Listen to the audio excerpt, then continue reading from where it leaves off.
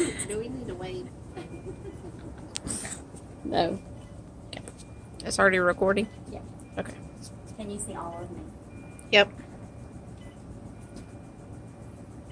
I'm Kayla. I'm going to be talking about the patent ductus arteriosus. I'm going to talk about how the baby's heart function differs from being in the womb to outside of the womb. Many people don't realize that our heart does function differently when we're in the womb versus when we're outside of the womb. I work in the neonatal intensive care unit, where I do see the effects of the heart not transitioning properly as it's supposed to do once the baby is delivered. Knowing how this functions and how it affects the baby and the baby's daily life helps me tremendously in my day-to-day job. Looking further into this topic has helped me gain tremendous knowledge about an effect that is seen frequently in our unit because of the premature babies. I'm going to explain the baby's heart function in the womb first and how it obtains its oxygen supply.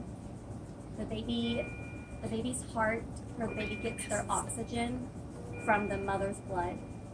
So it actually bypasses their lungs, and that bypass is actually an artery connecting the aorta to the pulmonary artery.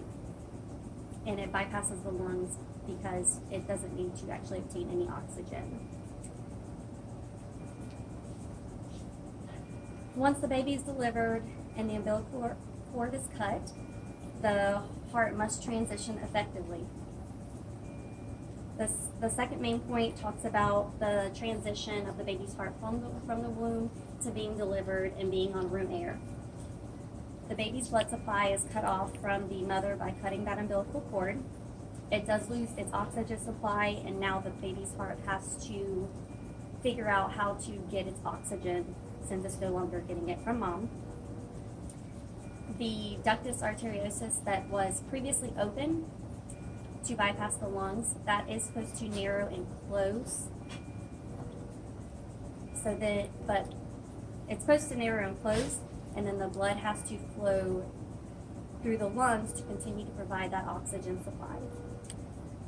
This bypass, it generally closes in a few days for a baby that has gone through term, but if it's a preterm infant, it may take a longer to close, or it may never close and need some further intervention.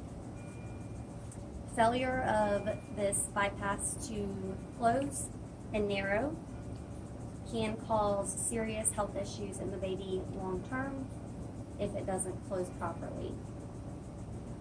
The size of that PDA determines the course of action, though. A small PDA may close over time, several months, depending on the age of the baby, and sometimes it will cause no symptoms or issues.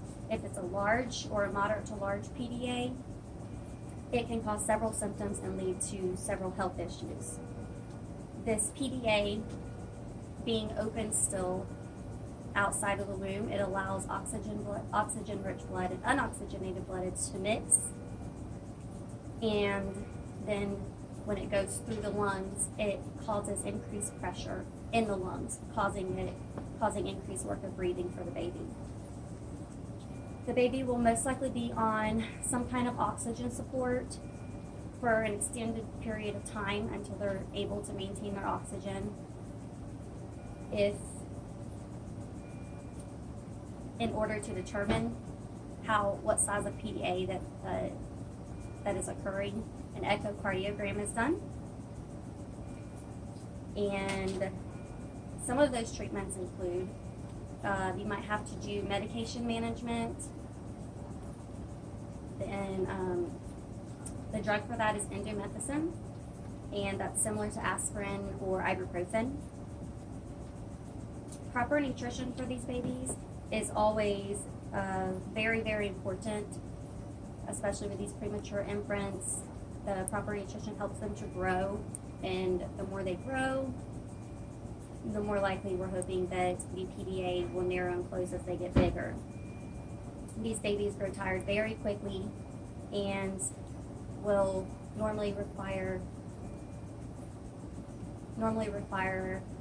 alternate forms of feeding because they're not able to feed orally because of the ventilation support.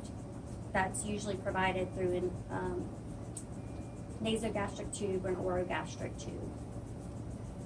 Another form of treatment that may be needed if it's not going to narrow or close is a repair, and that's called a PDA ligation. Ultimately, the ideal situation as medical staff, we prefer this patent artery to narrow and close on its own, as it's naturally supposed to do. If it's not going to, oxygen support will be provided to the baby until it's no longer needed, whether it's because it's closed or because it was treated. Overall, knowing the function of these hearts help us to understand the process and goal of transitioning these babies. I hope that the topics and points that I covered were explained well to understand the function of the heart in the womb versus the function of the heart outside of the womb. As a neonatal intensive care nurse, I have earned a wealth of knowledge looking further into this topic, and I've also learned about many different aspects of the body as well, based on how premature the baby is and what to expect based on their gestational age.